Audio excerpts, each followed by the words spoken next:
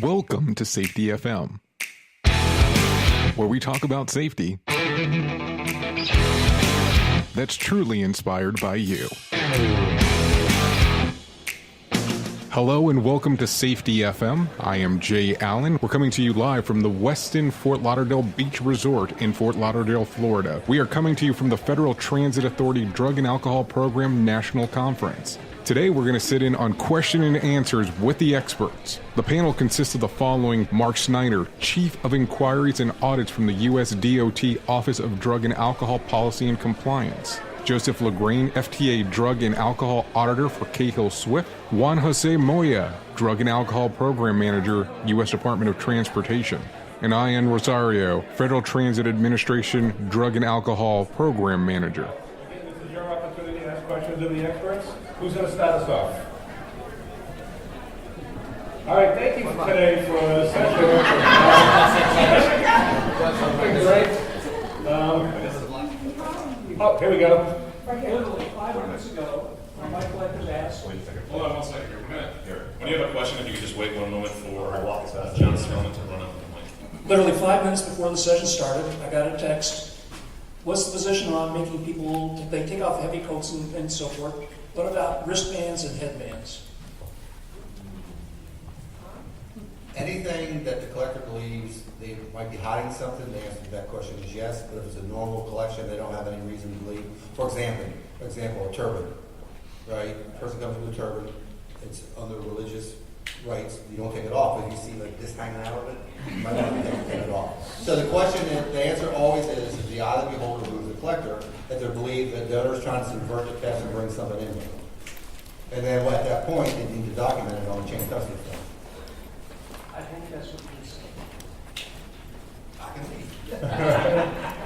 I would add to that in my experience in the field, collectors often expect that the regulation and DOT tell them every little tiny detail that could happen and how to respond to it. But as Mark said, you have to use your discretion and your professional experience as a collector to tell when something's up and when something's fishy, and then move forward accordingly. And it's further on that question, it usually comes up in this session. I'll just beat everyone to the punch. The definition between a direct observation and a refusal to test at the collection site. So someone comes in and brings something with them, and the collector identifies it, correct? The regulation says if you bring some type of device or prosthetic in, that's a refusal to test. But what if you come in and, for example, not too long ago, a guy came in with a small vial of urine and said it was his son's. He was taken to the hospital after he left the collection site. So what's the answer to that question? Well, the answer to the question is, once again, is the eyes of the beholder of the collector. We're not expecting to know everything to beat the test, but the bottom line is if they find something that they believe is like an adulterant or a substitution material, they have two options. Number one is go straight to a direct observation, or number two, called refusal. But either way, they're going to document it, but they're not going to collect it normally. I mean, something's going to happen where you're going in, the same gender's going to the bathroom with them, or they're going to write it up and call the DER and say, this is refusal to test. And that's what we expect of the collectors. We don't want them to try to make a final determination because they don't know every adulterant out there, because there's so many of them out there. So all I'm saying, when that comes up to, we ask the collector to make an informed decision and move on, and no one, George, Ion, no one's going to question them at that point as long as it's a DO or a refusal. Well, I'm going to speak to that because we get a lot of those requests. So they actually, you got a situation like that, you sent a downgrade request that what we call to change the test. And this is only for positive, verified positive tests. Because the problem is when positive is positive, right? So that's, we review, we do some research, we verify, and we provide an answer to that. Yes, we approve it or disapprove it based on the facts. Yeah, and it's the same process for me over the TA side, but I asked for you to send me something. I asked for an email with all the information. I need a copy of the custody control form, a memo stating why you're asking for this. Give me any justification that supports why you're asking me for the DOT to non-DOT. And then I review it, make sure everything's right, or if I may have some further questions, I'll email back, and then decide I can downgrade or no downgrade.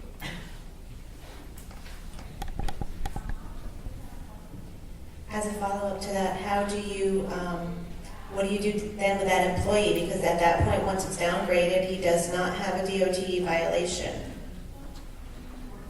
That is up to your agency policy. So he's already non-DOT, so there is no sanctions or consequences from at the DOT side because he's not DOT. That should be something that you have spelled out in your company policy. And if you do not, of course, we highly recommend that you do.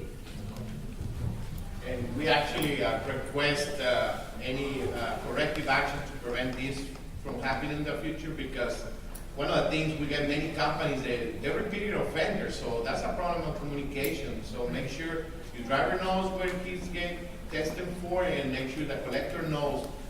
But yeah, we request to have that because it's time consuming.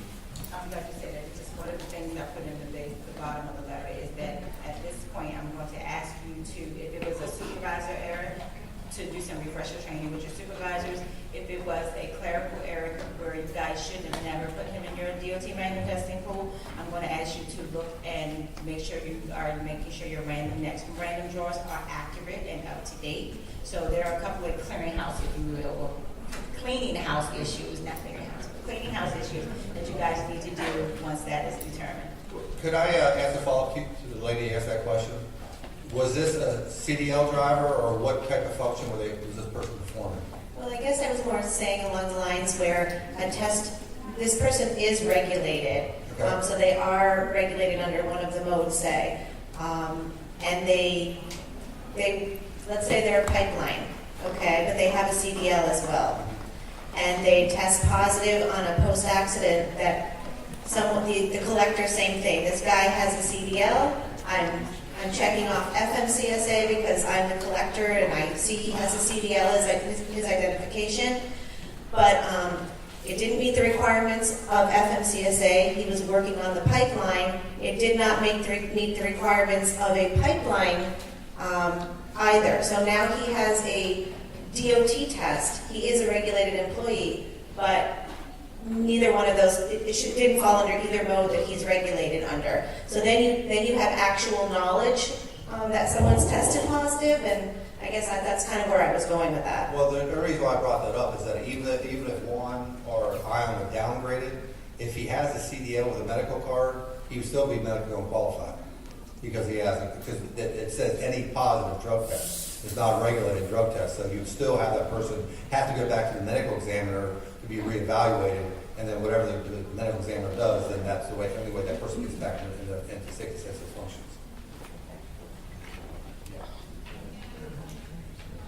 All right, two questions, one based on that as well. If I have a negative that needs to be downgraded, do I need to contact the DOT to let them know? No. Okay. And then I'm with Lorraine Maintenance Away. We have just a couple of people that fall into the FTA pool. Most of ours are in Maintenance Away under FRA. If we have an employee at some point that needs to do some FTA work who were previously provided the pre-employment grandfathering from FRA, do they need to do an FTA pre-employment before they do the FTA work? Does anybody know the grandfather? Yeah, I mean, within the employer, if you have one valid negative pre-employment test, they can move around within mode of work. That's fine. The one is Jerry. Jerry's right behind him. I don't know about how the grandfathering part works. Jerry's literally right behind you. Stand up there. Jerry, go ahead, stand up. Yeah, the grandfathering would only be on the FRA side, so if they were going to do FTA work, they would have to get, Yeah, you 655 need would say Yeah. you need a valid pre-employment test. Yeah. But the grandfathering on our side is basically for it's just the way the covered service in the 80s were grandfathered. They didn't all have to line up and get pre-employment when we started the rule.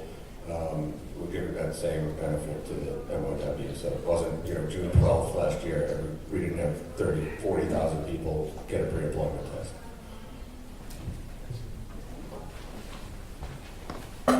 Sorry to wake you up, Jerry.